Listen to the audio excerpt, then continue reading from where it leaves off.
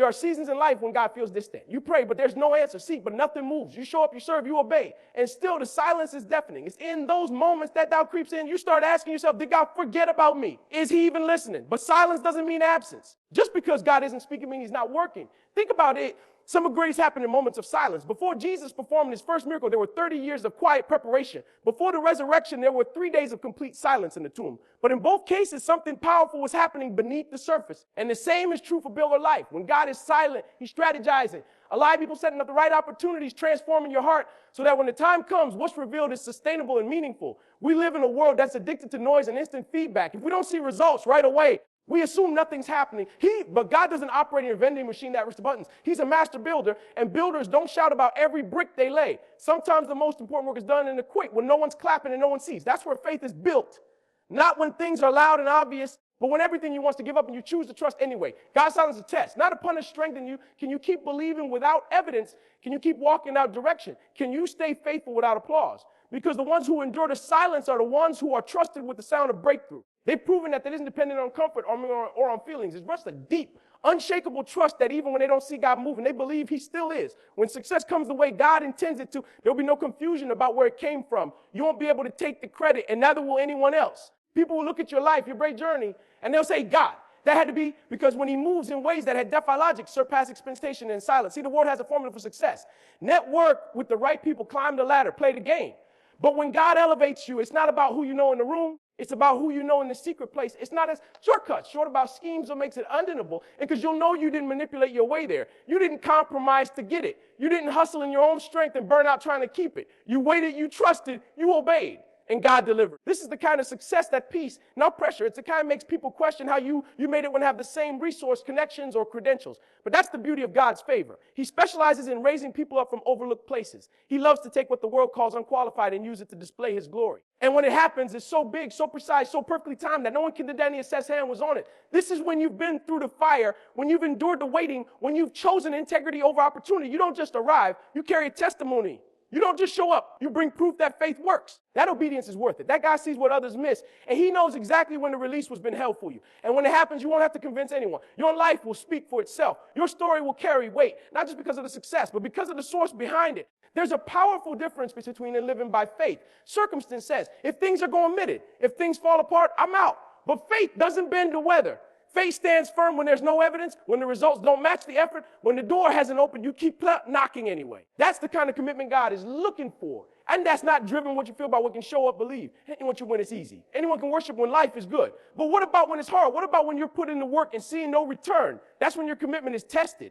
And in those moments, your faith becomes more of a lifestyle. It becomes a reason you keep showing up even when nothing seems to change. It becomes a reason you still speak life over your situation, even when the situation looks dead. God honors consistency that is rooted in belief, not comfort. Faith isn't just about believing God.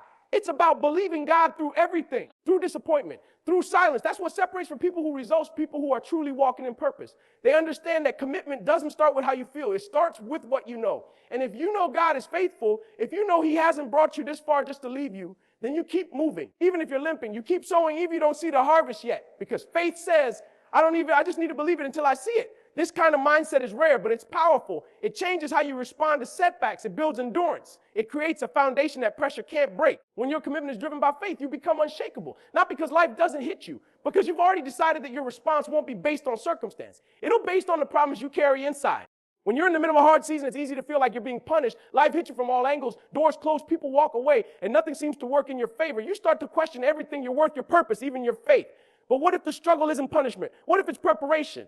See, there's a deeper pain can teach us if we're willing to listen. Just struggle is not a sign God has turned his back on you. In fact, it'd be the clearest evidence that he's preparing you for something greater than you can see right now. The fire isn't meant to consume you. It's meant to refine you. Just like gold is purified through intense heat, people, their character, your mindset, and your spirit are being strengthened through pressure. You're being shaped for the next level. Success isn't just skill or talent. It's about foundation, about the internal strength to carry what's coming without falling apart when life gets real. And that kind of strength is forged in silence and rejection. In late nights when nobody's watching, you're questioning if it's even worth it. It's not punishment. It's trainment. It's development. It's God saying, I see what's ahead of you, and I'm not going to let you walk into that future unprepared. Think about it. Every great leader, every person with a deep, meaningful purpose, they all went through seasons of pain those seasons were necessary. Without them, they wouldn't have the depth, the wisdom, or the endurance to carry what came later. That's what struggle does. It breaks the old and builds the new. It strips away pride, comfort, And anything that survived the weight you're calling. A lot of people think success is something that just happens to you when the timing is right. They believe it's about being in the right place at the right time or knowing the right people. What they don't realize is that real, lasting success, especially the kind God gives, doesn't just show up out of nowhere. It's not just about preparing for the opportunity. It's about preparing you for the opportunity. See, God is strategic. He's not interested in giving you a blessing that will crush you because you don't have the maturity or the mindset to sustain it. There are moments when you think you're ready, but God knows better. He sees what's ahead. He knows the challenges and the responsibilities that come with elevation. He doesn't rush the process. So while you're praying for the breakthrough, God might be breaking down some habits, thought patterns, or relationships that can't go with you. You're asking for the platform, but God is checking if you're her. Is humble enough to handle visibility. You're asking for increase, but God is refining how managers already have. Because the worst to wait for success is to receive it before you're ready and then lose it because your foundation wasn't strong. This is why preparation often feels uncomfortable. You might feel hidden. You might feel overlooked. But it's not rejection. It's protection. It's God shaping you in the dark. We put you in the light. It's about developing the discipline, the resilience, and the character you when your name starts getting called. You don't want to meet your moment and not be able to handle it. You want to step into it fully equipped, not just with skills, but with wisdom, patience, and the kind of integrity that doesn't crack under pressure. That's why the process matters just as much as the promise. There's a version of you right now that's dreaming of big things, praying for blessings, asking God to open doors, looking ahead to success. But what most people don't realize is that the version that's standing in the present may be the one qualified to carry what you're asking for in the future. The blessing you're praying for will cost you the version of yourself that isn't ready to hold it. That's the part people don't like to hear. It's not that you're not worthy. It's not that God doesn't want to give it to you. It's that he loves you too much to let the blessing destroy you. God will never promote you to a level that your character can't support. If you want something greater, you got to become someone stronger. That means letting go of ego, pride, laziness, fear, whatever it is, that's keeping you rooted in a place that's coming preparing you, but grow is uncomfortable because demands you can't take shortcuts. You can't drag old mindsets into a new season. Sometimes you've got to lose the version of you that procrastinates, the one that makes excuses, the one that needs applause to stay motivated. That part of you has to die so a more disciplined, more focused, faithful version can rise.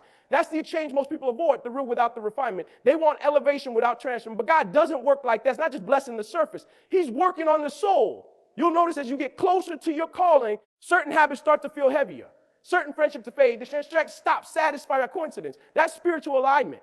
That's your spirit responding to what God is shaping in you. If you really want the future you're praying for, you have to be willing to release the present version of yourself that can't carry it. Not just in theory, but in practice and sacrifice and daily choices that cost you comfort. Because success doesn't just come from what you add. It comes from what you're willing to give up.